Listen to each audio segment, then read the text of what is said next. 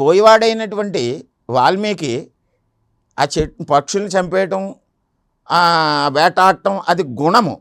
Okay, దాన్ని మార్చుకున్నాడు, సత్వగుణంలోకి వచ్చాడు కనుక తనకు జ్ఞానం ఉంది పూర్వజన్మ నుంచి. ఆ జ్ఞానాన్ని ఉపయోగించి రామాయణాన్ని రచించాడు. అర్థమైందా? అది మార్చుకోకపోతే, అది మార్చుకోవడానికి ఒక సంఘటన కారణమైంది అని మనకు చరిత్ర చెప్తోంది. ఆ పక్షుల్ని వేటాడటం వలన, అవి దుఃఖించటం వలన తనలో ఆత్మ శోధన కలిగి, అలాగే రజోగుణాన్ని ప్రదర్శించినటువంటి అశోకుడు అందరినీ రాజ్యాన్ని విస్తరించడానికి యుద్ధాలు చేసి ఆ రక్తాన్ని చూసి తనలో తను ఒక రకమైనటువంటి ఆవేదన చెంది మారి తన గుణాన్ని మార్చుకున్నాడు. తన కర్మలను కానీ తన శక్తిని కానీ మార్చుకోలేదు, గుణాన్ని మార్చుకున్నాడు, సత్వగుణంలోకి వచ్చేసాడు. ఓహో, మనం యుద్ధాలు చేసి ప్రాణాలు తీయకూడదు, మన సత్వగుణ ప్రధానమైనటువంటి అందరికీ ఉపయోగపడే పనులు చేయాలని చెప్పేసి చెరువులు తవ్వించి, చెట్లు నాటించి, ధర్మసత్రాలు కట్టించి, ప్రజోపకరమైనటువంటి దారులు, రహదారులు నిర్మించి అందరికీ ఉపయోగపడే, అందరికీ ఆనందకరమైనటువంటి పనులు చేశాడు. అంచేత గుణాన్ని మనం మార్చుకోవచ్చు. అతని శక్తిని తగ్గించుకోలేదు, కర్మలు తగ్గించుకోలేదు. అతని శక్తిని కర్మలు తగ్గించేసుకుంటే ఏ పని చేయకుండా ఎక్కడికి వెళ్ళిపోయి కూర్చోవాలి. అవునా? అలా చేయలేదు, తన శక్తిని ఉపయోగించాడు. అయితే గుణాన్ని మార్చుకోవచ్చు. ఇవన్నీ కూడా మన అరచేతిలో ప్రతిబింబిస్తాయి. అంత లోతుల్లోకి వెళ్ళి తెలుసుకునేటువంటి సూక్ష్మమైనటువంటి జ్ఞానం ఉండాలి. ఓకే, అంటే జ్ఞానం అంటే క్యూఆర్ కోడ్ మీకు ఇచ్చాము, దాంట్లో కొడితే ట్రాన్సాక్షన్ జరిగిపోతాయి అని చెప్పాము, నిజం కూడాను. దాన్ని ఎలా ఉందో శోధించేటువంటి మీకు అంత శక్తి ఉండదు, నాలెడ్జ్ ఉండదు.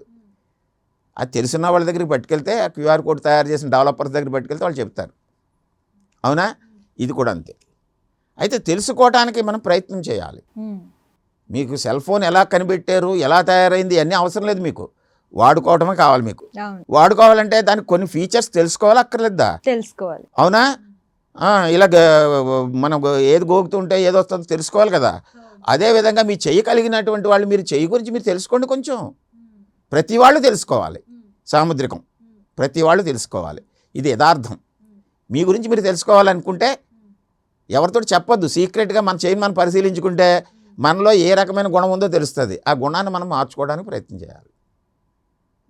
అది సాముద్రికం, మూఢనమ్మకం కాదు. ఇంకా లోతుల్లోకి వెళితే మనం, ఇది ఒక ఆధ్యాత్మికమైనటువంటి అంతరంగం. ఇది ఓకే, మన ఆధ్యాత్మిక భావాలన్నీ దీంట్లో ఉంటాయి. ఈ రేఖలు అని పట్టుకుని, ఈ రేఖ ఉంటే ఇలా, నేను చెప్తున్నాను మీకు అనేక ఛానల్స్లో చెప్తున్నాను నేను.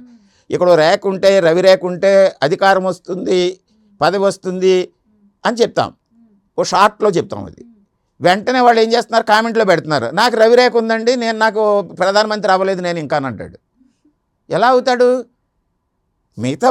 మిగతావన్నీ కూడా ఉండాలి కదా. అది అంచేత అన్నిటినీ పరిశీలించండి, చక్కగా తెలుసుకోండి. ఒకవేళ మీకు నచ్చలేదు వదిలేయండి, ప్రమాదం ఏమీ లేదు. అంతే తప్ప మన యోగం మార్చడం కోసం ఇతరుల మీద, రాళ్ల మీద, రప్పల మీద, పూసల మీద, చెట్ల మీద, జంతువుల మీద, వీటి మీద ఆధారపడకండి. మీ జీవితాన్ని సరి చేసుకోవడానికి మిమ్మల్ని మీరు సరి చేసుకోండి. దానికి అద్దంలాగా దీన్ని చూడండి. సార్, మీ విలువైన సమయాన్ని మా కోసం వెచ్చించి మా ఆంధ్రప్రభ ప్రేక్షకులకి అందరికీ కూడా మంచి ఇన్ఫర్మేషన్ ఇచ్చారు సార్. చాలా ధన్యవాదాలు. నమస్తే అమ్మా.